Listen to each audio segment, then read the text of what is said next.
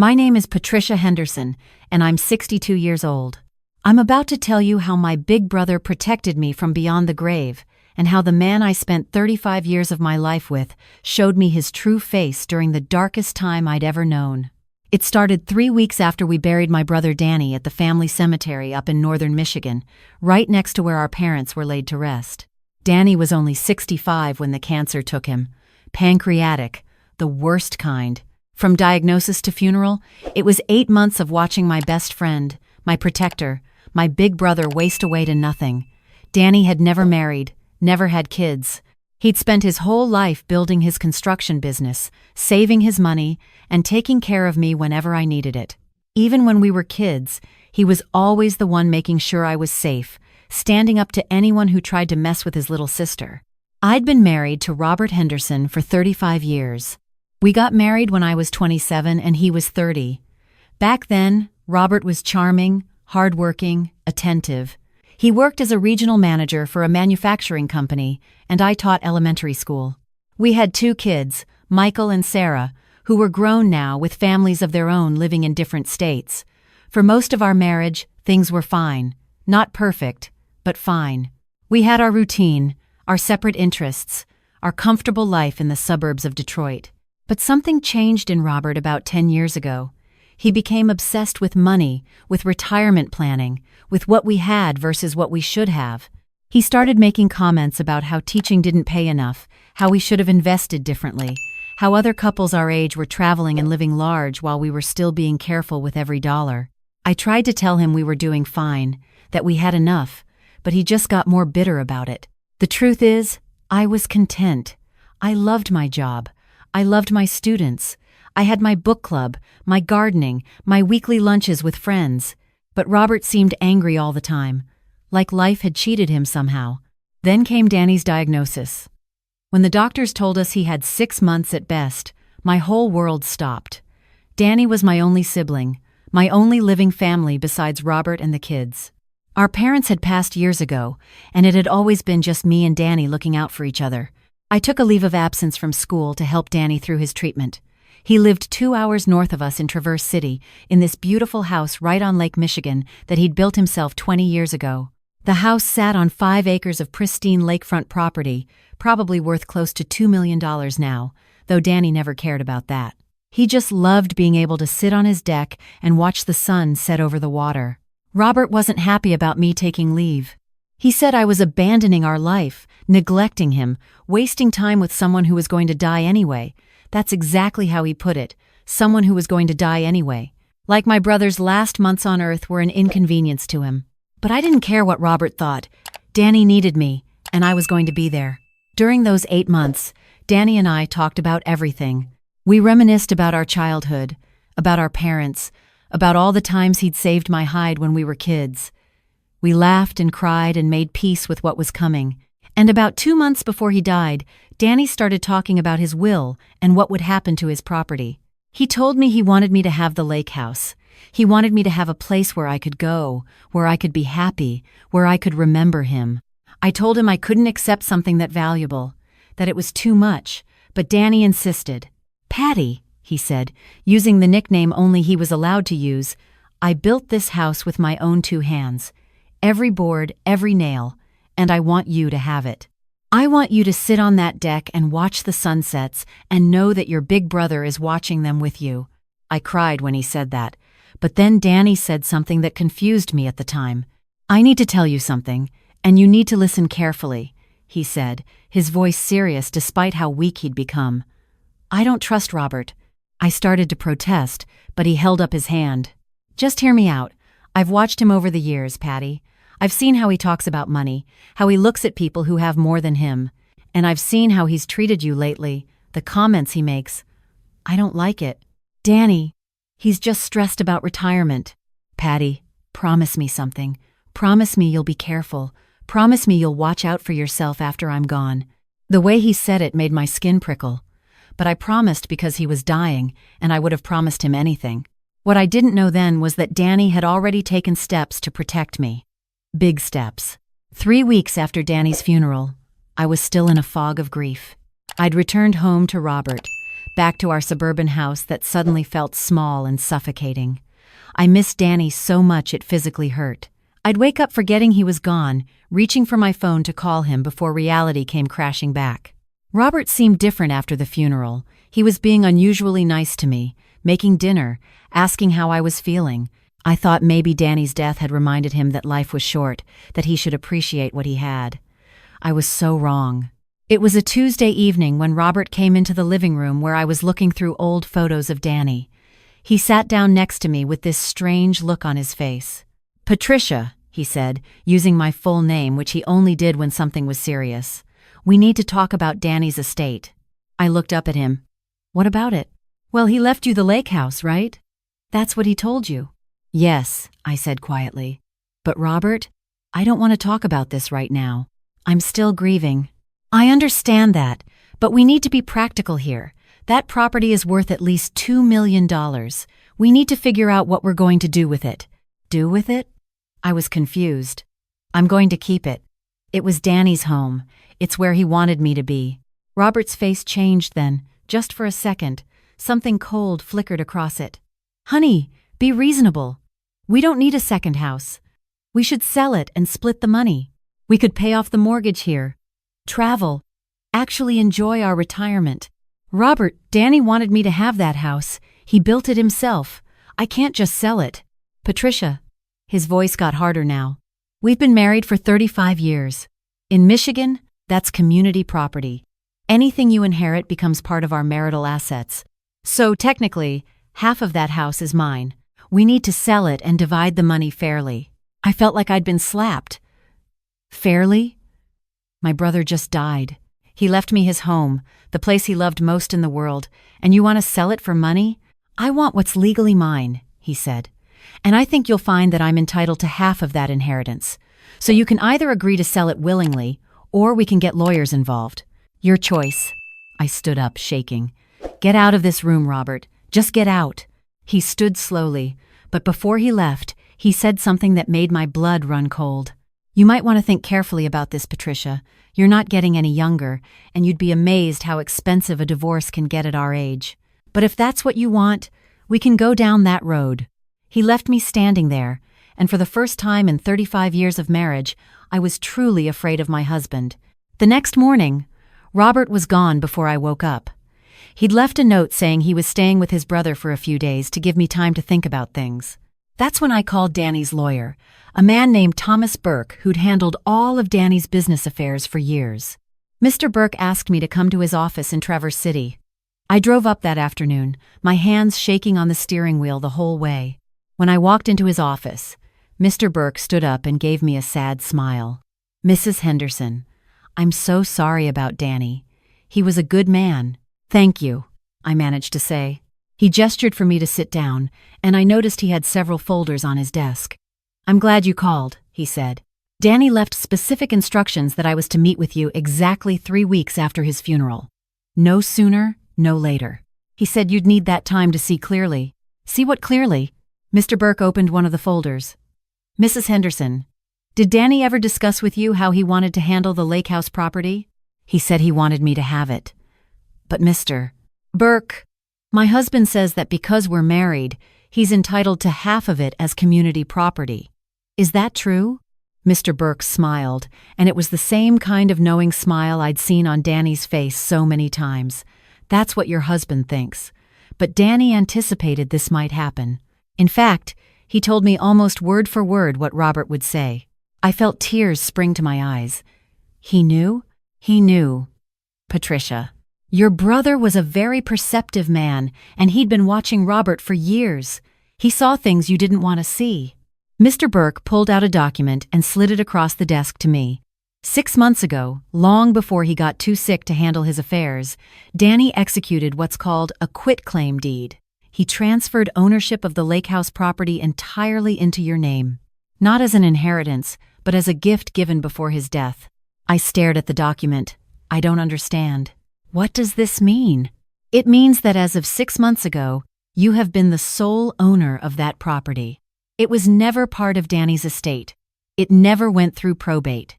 And most importantly, because it was a gift transfer before Danny's death, It is considered your separate property under Michigan law.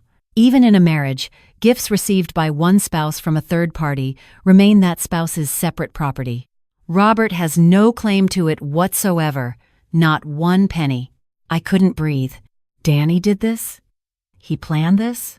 He did more than that. Mr. Burke pulled out another folder. Danny also left you a letter. He told me to give it to you after I explained about the property. He handed me an envelope with my name written in Danny's handwriting. My hands shook as I opened it. The letter read, "Dear Patty, if you're reading this, then you found out about Robert's true colors. I'm sorry, sis. I'm so sorry you had to learn this way, that the man you married cares more about money than about you. But I need you to know something. This isn't your fault. You loved him with your whole heart because that's who you are. You're loyal, you're devoted, you're good. The problem was never with you. It was always with him. I've watched him for years, Patty. I've seen how he talks when he thinks I'm not paying attention. I've heard the way he speaks to you when he's frustrated. And about a year ago, I heard him on the phone with someone talking about how much my property would be worth and how it should be split between you two when I died. That's when I knew I had to protect you. So I talked to Tom Burke, and we set up the property transfer. The lake house is yours, Patty. Only yours. Robert can't touch it. He can't sell it. He can't claim any part of it. It's your safe place now. If your marriage survives this, then I'm happy for you. But if it doesn't, you need to know that you'll be okay. You'll have a home. You'll have security. You'll have freedom. Use the house however you want. Live there full-time if you want to get away. Rent it out if you need income. Sell it someday if that's what's right for you. But whatever you do, know that your big brother made sure nobody could ever take it away from you. I love you, Patty. I always have, and I always will. Even from beyond the grave, I'm still watching out for my little sister. Your brother forever, Danny. I sobbed right there in Mr. Burke's office. I cried for Danny, for myself, for the marriage I thought I had. Mr. Burke quietly handed me tissues and gave me time. When I finally composed myself, I asked, "What do I do now?" "Now," Mr. Burke said gently, "you go home and you tell Robert the truth. Or you don't. That's entirely up to you. But I want you to know that Danny also set aside $50,000 specifically for legal fees if you decide to divorce Robert. He wanted to make sure you'd be protected no matter what." I drove home in a daze. Danny had thought of everything. He'd seen what I'd been too blind to see, and he'd made sure I'd be safe. When I got home, Robert's car was in the driveway. He was sitting at the kitchen table with papers spread out in front of him. "Patricia," he said when I walked in. "Good. You're back. I've been talking to a lawyer, and I think we can get the lake house sold within 3 months if we list it right away. I found a realtor who thinks we can get $2.2 million for it." I stood there looking at him, really seeing him for the first time in years. This man I'd spent 35 years with, who'd raised children with me, who I'd trusted with everything, and all he cared about was money he thought he was entitled to. "The house isn't for sale, Robert. Patricia, we discussed this." "No, you discussed it, and now I'm telling you the truth. The lake house isn't mine to sell." He frowned. "What do you mean? Danny left it to you in his will." "Actually, he didn't. Danny transferred ownership of the property to me 6 months ago, before he died. It was a gift, Robert. My separate property. And according to Michigan law, you have absolutely no claim to it." I watched his face change, watched the confusion turn to anger, turn to something ugly. "That's not possible," he said slowly. "He couldn't have done that without telling you." "Well, he did. I just came from his lawyer's office. I have the deed right here." I pulled it from my purse and laid it on the table. Robert snatched it up and read it. I watched the color drain from his face, then come back red with rage. "This isn't legal," he said. "We'll contest it. This was clearly done to defraud me of my marital rights." "You have no marital rights to my brother's property," I said, and my voice was stronger than I'd heard it in years. "Danny gave me that house before he died. It was never part of his estate. It was never an inheritance. And you can get any lawyer you want, but they'll tell you the same thing Tom Burke told me. You have no claim to it." Robert stood up so fast his chair fell over. "You knew about this. You and Danny planned this together to cut me out. I didn't know anything until today. But Danny knew. Danny saw exactly who you were, Robert. He heard you on the phone talking about splitting his property. He watched you treat me like I was worthless unless I came with money attached. And he made sure you'd never benefit from anything he worked for. You ungrateful Robert stopped himself, but I saw the rage in his eyes. I've given you 35 years of my life, Patricia. And I gave you 35 years of mine. The difference is, I gave them freely, out of love. You gave them as an investment, waiting for a payoff. He stared at me for a long moment, and then he said something that told me everything I needed to know. Fine. You want that house so badly? You can have it. But don't think for a second you're staying in this house with me. I want a divorce, Patricia. And I want half of everything we've built together. The house, the retirement accounts, all of it. Then get a lawyer, I said. Because I'm getting one too. Robert grabbed his keys and stormed out. I stood in the kitchen shaking, but underneath the fear, I felt something else. I felt free. Over the next week, things escalated quickly. Robert hired an expensive divorce attorney, a man named Charles Reinhardt who had a reputation for being ruthless. I used some of Danny's legal fund money to hire my own attorney, a woman named Jennifer Martinez who specialized in protecting women in divorce proceedings. Robert moved into an apartment and started making demands. He wanted the suburban house sold and split 50-50. He wanted half of my teacher's pension. He wanted half of our savings. Fine.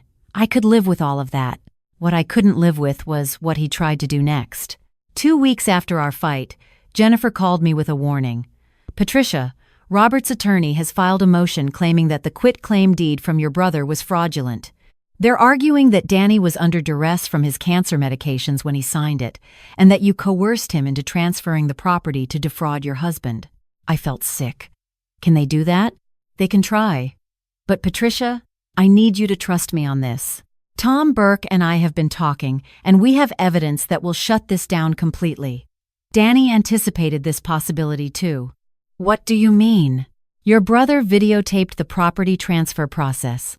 He had Tom Burke record the entire meeting when he signed the quitclaim deed, and he made a statement on video explaining exactly why he was doing it and that he was of sound mind.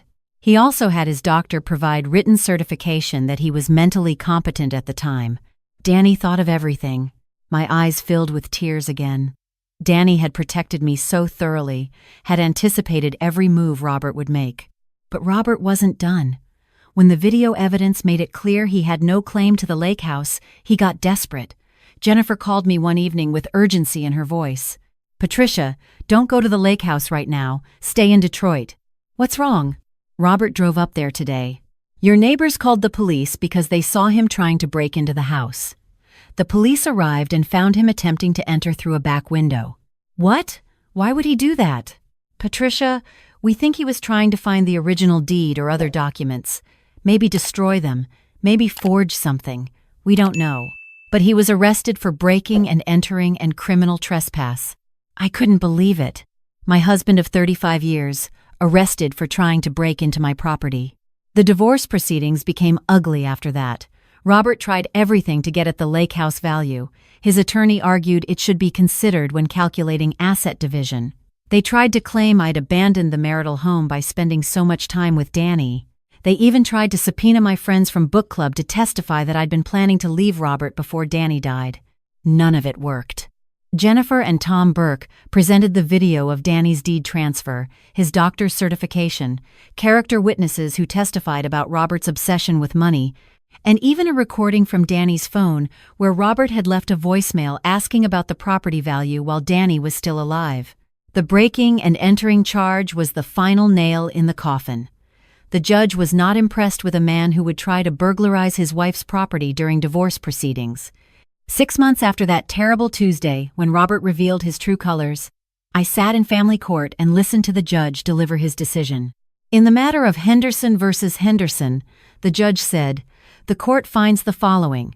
The quitclaim deed executed by Daniel Patterson transferring lake property to Patricia Henderson was valid, legal, and uncontestable. Said property is the separate property of Mrs. Henderson and is not subject to division in this divorce.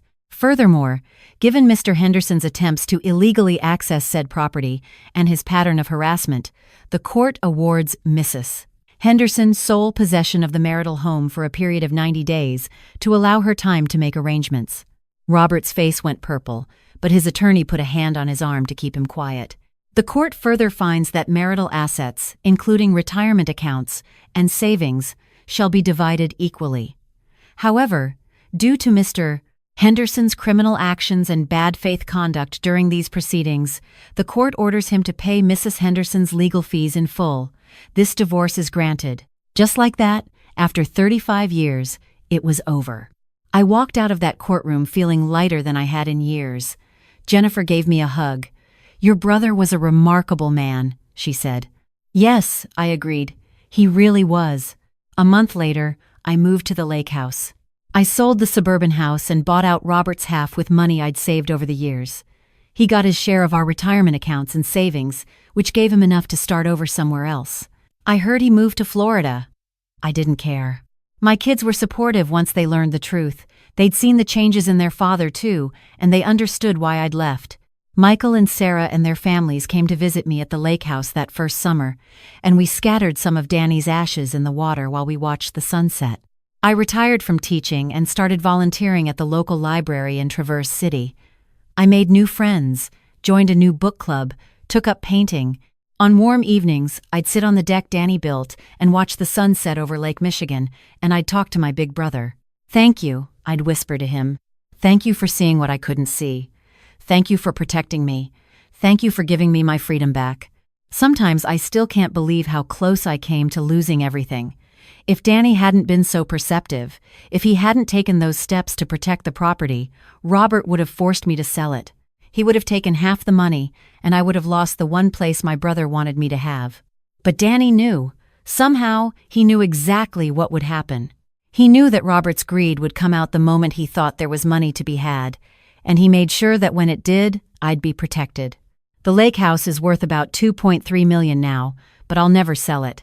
This is my home. This is where I feel close to Danny. This is where I learned that real love protects without conditions, without expectations, without demands for repayment. Robert tried to contact me a few times over the years through the kids. He wanted to apologize, or so he said. He claimed he'd been stressed about retirement, that he'd made mistakes, that he'd like to talk. I never responded. There was nothing he could say that I needed to hear. The truth is, Danny gave me more than just property. He gave me the gift of seeing clearly. He gave me the courage to walk away from someone who only valued me for what I could provide. He gave me freedom to build the life I wanted, not the life someone else thought I should have. I'm 62 years old now, and I'm happier than I've been in decades. I have my kids and grandkids who visit. I have my friends here in Traverse City. I have my painting and my books and my volunteer work. And every single evening, I have the sunset over Lake Michigan, watched from the deck my big brother built with his own 2 hands. People sometimes ask me if I regret the years I spent with Robert. I always think carefully about that question. The truth is, I don't regret trying to make the marriage work. I don't regret loving him when I thought he loved me back. What I regret is not trusting Danny's instincts sooner, not seeing the signs that were right in front of me. But even that taught me something valuable. It taught me to listen when people who truly love you express concerns. It taught me that sometimes the people who know us best can see dangers we can't see ourselves. And it taught me that the most powerful kind of love is the kind that protects, even from beyond the grave. Danny's been gone 4 years now, but I feel him here every day. I see him in the craftsmanship of this house, in every board he placed, every window he installed. I hear him in the wind off the lake, in the creak of the deck boards. And sometimes, when the sunset is particularly beautiful, I swear I can feel him sitting beside me, proud of his little sister for finally standing up for herself. "I did it, Danny," I say to the wind. "I'm living the life you wanted for me. I'm free. I'm happy. And I'm grateful every single day for having a brother who loved me enough to protect me one last time." The wind picks up off the lake, warm and gentle, and I smile. Because somehow, I know he hears me. And I know he's smiling back, proud that his little sister finally found her way home. Thanks for listening. Don't forget to subscribe and share your story in the comments. Your voice matters.